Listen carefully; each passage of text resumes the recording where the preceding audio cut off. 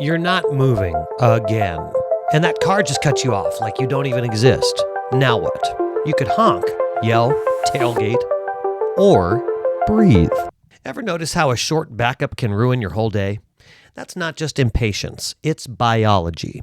Our heart rate rises, breathing shortens, and tunnel vision sets in. This reaction made sense when we were running from lions, but in a Kia Rio on I-4, not so much.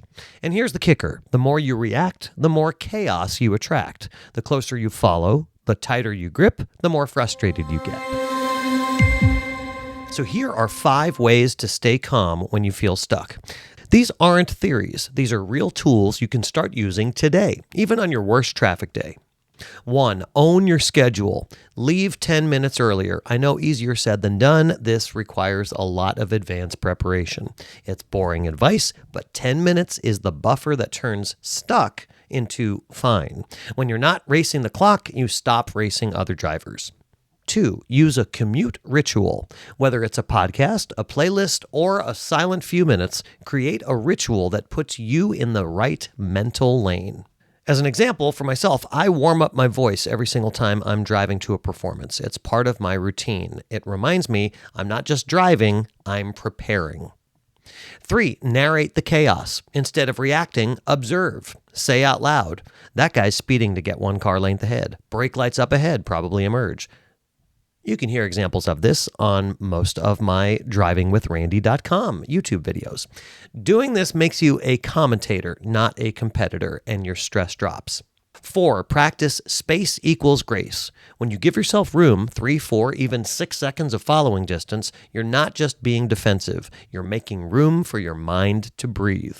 People cut you off less when you're not tailgating, and when they do, it's no big deal. 5. Reframe the wait. Traffic can be a gift if you use it. Catch up on a podcast, call a friend, hands-free of course, or just be still. Some of my best ideas come while idling. Here's something I say all the time. You don't have to join their chaos. Or something that Dr. Rick August says, let them have their accident somewhere else. That tailgater, that honker behind you, let them go. They will honk at someone else in 5 seconds. What you don't have to do is escalate. You are not a traffic cop. You are not an enforcer of right and wrong. You're a commuter, a person with a destination. Let them be angry alone. The key point is your calm is power. It diffuses danger. It sets a tone. And it's contagious, even if the other driver never notices. One of the best tools for staying calm on the road is already in your pocket, or perhaps already on your dashboard, your navigation app. Apps like Google Maps, Apple Maps, and Waze don't just tell you where to go, they help you mentally prepare for what's ahead. Here's something I recommend, and I do myself before every drive. Before you even start driving, zoom out and take a look at your entire route. You can read the speeds by the colors, so you know that if you have mostly green, then you've got smooth flow, and if you have any yellow or red, that you'll see slowdowns or even heavy traffic. Sometimes you'll even see icons for construction, crashes, or police.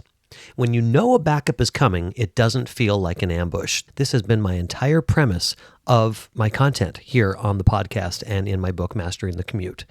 When you use all the tools and resources at your disposal, traffic is expected. You've planned for it, and that alone can lower your stress level. And when you don't actually get stuck in traffic, you'll feel grateful instead of on edge.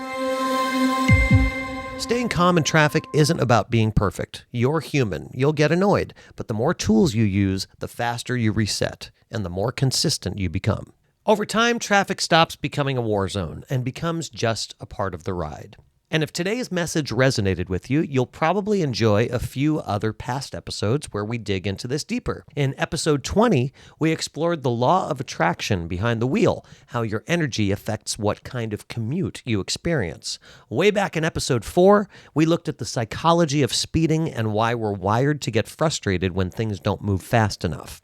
And in episode 13, I broke down how driving can be your daily meditation, a reset button, not a stress trap. This isn't just about avoiding road rage. It's about reclaiming your peace, your focus, and your day. If you've got your own calm in traffic trick or a meltdown story you've learned from, please send me a message through email at freewaytrafficexpert@gmail.com. And don't forget to check out our community at drivesmarternow.com. commute.com.